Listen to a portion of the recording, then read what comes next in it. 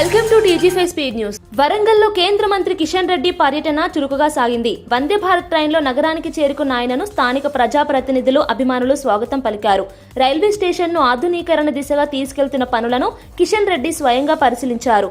నిర్మాణాలు ఏ దశలో ఉన్నాయో అధికారులను అడిగి తెలుసుకున్నారు. ప్రయాణికులకు మరింత మెరుగైన సదుపాయాలు అందించాలనే ఉద్దేశంతో కేంద్రం ప్రత్యేక దృష్టి పెట్టిందని ఆయన అక్కడే మాట్లాడారు.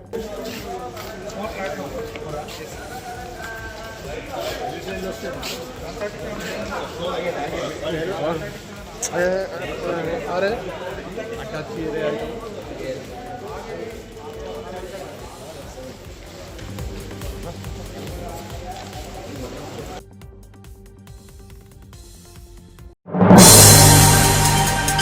తిరుపతి రాజకీయ వాతావరణాన్ని కదిలించేలా టీడీపీ పొలిట్ బ్యూరో సభ్యుడు వర్ల రామయ్య తీవ్ర వ్యాఖ్యలు చేశారు. శ్రీవారి సేవ చేయమంటే స్వామి సొమ్మే దోచుకున్న వ్యక్తులెవరైనా ఉన్నారంటే వారు వైవి సుబ్బారెడ్డి, భూమన కరుణాకర్ రెడ్డి అని ఆయన తీవ్ర ఆరోపణలు చేశారు. మంచి పనుల పేరుతో భారీగా దుర్వినియోగం జరిగిందని, తిరుమల ధర్మకర్తల వ్యవస్థను వ్యక్తిగత ప్రయోజనాలకు వాడుకున్నారని వ్యాఖ్యానించారు. శ్రీవారి దేవస్థానానికి ప్రజలు చూపే భక్తిని కాపాడాల్సిన బాధ్యత నేతలపై ఉంటుందని, కానీ గతంలో ఆ బాధ్యతను తుంగలో తొక్కారని వర్ల రామయ్య అన్నారు. అవకాశం ఇస్తే స్వామివారి సొమ్మే దోచేసిన ఘనా పార్టీలు వీళ్ళిద్దరు ఆనాటి చైర్మన్లు. ఒకరు వైవి సుబ్బారెడ్డి గారు, రెండో వారు భూమన కరుణాకర్ రెడ్డి గారు. వారంటారు నిన్న నేనేం తప్పు చేయలేదు, కావాలంటే లైట్ డిటెక్టర్ టెస్ట్ పెట్టి, ఇదొక అలవాటు అయిపోయింది వైసీపీ వాళ్ళందరూ. అమరావతిలో రాజధాని రైతుల సమస్యలపై త్రిసభ్య కమిటీ కీలక సమీక్ష సమావేశం జరిగింది. రాయపూడి సిఆర్డీఏ కార్యాలయంలో జరిగిన ఈ భేటీకి కేంద్ర సహాయ మంత్రి పెమ్మసాని చంద్రశేఖర్, రాష్ట్ర మంత్రి నారాయణ, తాడికొండ ఎమ్మెల్యే తెనాలి శ్రావణ్ కుమార్ హాజరయ్యారు. రాజధాని నిర్మాణంలో ఎదురవుతున్న అడ్డంకులు, భూసేకరణకు సంబంధించిన పెండింగ్ అంశాలు, రైతుల అభ్యంతరాలపై సభ్యులు వివరంగా చర్చించారు.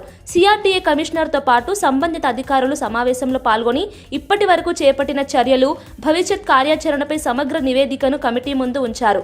భూ సమస్యల పరిష్కారానికి ఏ విభాగం ఏ దశలో ఉందో కూడా వివరించారు.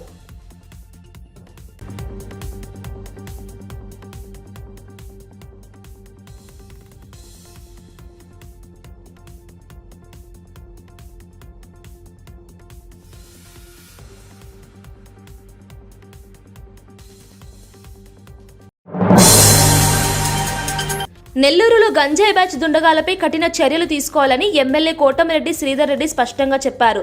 రూరల్ నియోజకవర్గంలోని పడారుపల్లి వద్ద జరిగిన పెంచిలయ్య హత్యపై ఆయన తీవ్రంగా స్పందించారు. ఇటువంటి ఘోర ఘటనలు జరగడం బాధాకరమని, నేరస్తులకు ఎట్టి పరిస్థితుల్లోనూ అవకాశం ఇవ్వకూడదని పోలీసులకు సూచించారు. గంజాయి అమ్మేవారు, రౌడీజం చేసేవారు, భూ కబ్జాలు చేసేవారు ఎంతటి వారైనా సరే కఠినంగా ఎదుర్కోవాలన్నారు.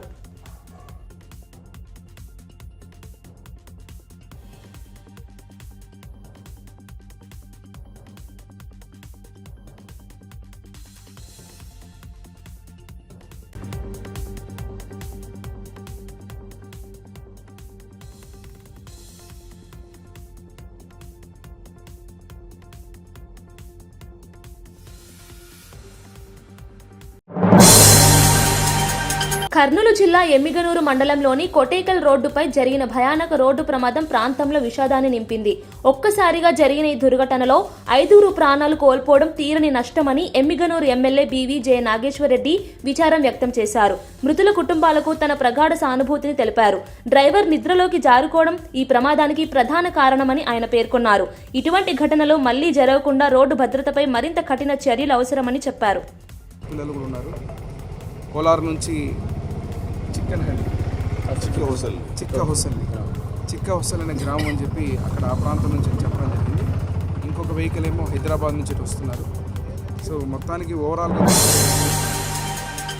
కర్ణాటకలో రాజకీయ ఉత్కంఠల మధ్య ముఖ్యమంత్రి సిద్ధరామయ్య కీలక వ్యాఖ్యలు చేశారు. ఉప ముఖ్యమంత్రి డీకే శివకుమార్తో తనకు ఎలాంటి భేదాభిప్రాయాలు లేవని, భవిష్యత్తులో కూడా ఉండబోవని స్పష్టం చేశారు. ఇద్దరు కలిసి ప్రభుత్వం సజావుగా నడిపేందుకు కట్టుబడి ఉన్నామని, పార్టీలో అసమ్మతులు లేవని చెప్పారు. కాంగ్రెస్ ప్రభుత్వం ప్రజాభిమానం, అభివృద్ధి పనుల ఆధారంగా ముందుకు సాగుతోందని సిద్ధరామయ్య పేర్కొన్నారు.